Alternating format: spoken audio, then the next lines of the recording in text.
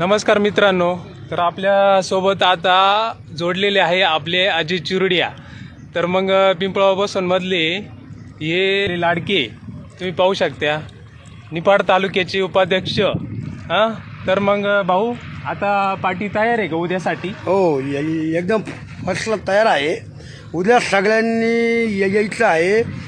गणेश भगवानकरांनी नियोजन एकदम परफेक्ट केलेलं आहे.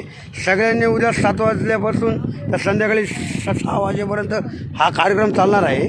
उद्या सगळ्यांनी यायचं म्हणजे यायचं आहे.